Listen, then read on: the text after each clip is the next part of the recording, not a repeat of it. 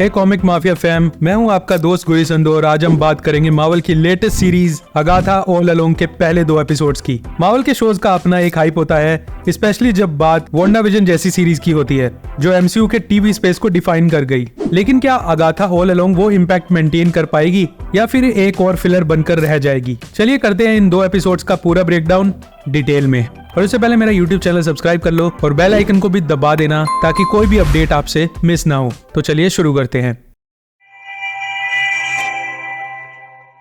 Series के starting में हम वापस अगाथा हार्कनेस के कैरेक्टर के साथ हैं, जो वांडा के स्पेल के बाद अपनी सारी पावर्स और आइडेंटिटी रिकवर करने की कोशिश कर रही है। अगाथा को एक मिस्टीरियस लड़का मिलता है और दोनों एम्बार्क करते हैं एक journey on the witches road. और यहाँ से शुरू होती है एक हॉरर फील्ड विची एडवेंचर जो मार्वल के स्पूकी सीजन के फैंस को काफी एक्साइट करने वाली है। सबसे पहले तो कैथरीन हान ने अगाथा के कैरेक्टर में जान डाल दी है। इस शो में अगाथा की पुरानी लेयर्स को और डीपली एक्सप्लोर किया जा रहा है। उसका विटी, थोड़ा सा डार्क और सिनिस्टर साइड इस शो का बेस्ट एलिमेंट है। जो एक मिस्टीरियस लड़के का रोल कर रहा है शायद बिली कप्लान हो सकता है, जो कॉमिक बुक्स में वांडा का बेटा है और फ्यूचर में काफी बड़ा रोल प्ले कर सकता है ये। लेकिन अभी तक कोई कंफर्मेशन नहीं है कि वो बिली ही है।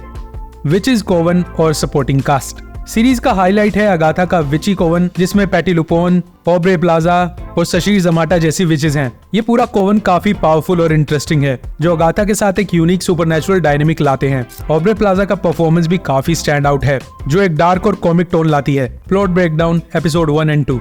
एपिसोड 1 में अगाथा अब अपनी पावर्स खोने के बाद अपनी आइडेंटिटी ढूंढने की जर्नी पर है। ये एपिसोड एक स्लो बर्न के साथ स्टार्ट होता है, जहां अगाथा अपने पास्ट के एक गिल्ट ट्रिप में है, trying to regain her old self. Episode 2 में अगाथा और इस मिस्टीरियस लड़के का कैरेक्टर विचेस रोड पे एम्बार्क करते हैं, जहां और भी विचेस का इंट्रोडक्शन होता है, जो अगले एपिसोड्स के लिए काफी इंटरेस्टिंग प्लॉट सेटअप करते हैं। क्या है अगाथा का फ्यूचर एमसीयू में? अब सबका मेन सवाल यह है कि स्कारलेट विच वापस आएगी या नहीं। क्या अगाथा की जर्नी डायरेक्टली वांडा के रिडेम्पशन स्टोरी से लिंक्ड होगी? डॉक्टर स्ट्रेंज 2 में वांडा को हमने मरते देखा, बट एमसीयू में डेथ कभी फाइनल नहीं होती। वांडा के बेटे बिली और टॉमी का मेंशन इस सीरीज में है और जो लॉक का कैरेक्टर भी बिली हो सकता है। सो इट्स वेरी पॉसिबल कि फ्यूचर में वांडा की एक बड़ी रिडेम्पशन आर्क दिखाई जाए। एमसीयू के फ्यूचर की बात क्या एक्सपेक्ट करें? अब ये सीरीज एमसीयू के फ्यूचर को कैसे शेप करेगी? पहले 2 एपिसोड्स देखने के बाद लगता है कि अगाथा ऑल अलोंग काफी ज्यादा एमसीयू कंटिन्यूटी पे फोकस नहीं करती। ये शो ज्यादातर अगाथा के कैरेक्टर एक्सप्लोरेशन पर है, लेकिन फैंस के लिए वांडा और बिली के मेंशंस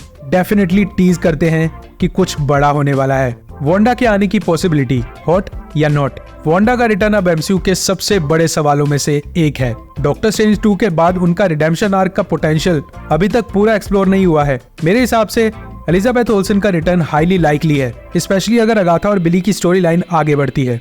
फाइनल थॉट्स, ये शो देखना जरूरी है। तो क्या ये शो एमसीयू के ओवरऑल नैरेटिव के लिए जरूरी है? अभी तक के एपिसोड देखकर तो ये लग रहा है कि ये शो एक फन, विची और स्पूकी सीजन के लिए परफेक्ट शो है, लेकिन वो हैवी एमसीयू इम्पैक्ट नहीं है जो फैंस एक्सपेक्ट कर रहे हैं। अगर आप वांडाविजन के फैन हो या फिर अगाथा के कैरेक्टर की जर्नी में इंटरेस्टेड हो तो ये शो आपके लिए है।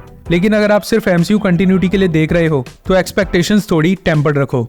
अगर आपको ये ब्रेकडाउन पसंद आया तो जरूर इस वीडियो को लाइक करो और सब्सक्राइब मारो। आपको मेरा ब्रेकडाउन कैसा लगा और क्या आपको लगता है कि वांडा वापस आएगी? Let me know in the comments. और अगले एपिसोड्स का ब्रेकडाउन और भी डिटेल में मिलेगा। So make sure to hit that bell icon. मिलते हैं नेक्स्ट वीडियो में। Comic mafia signing of.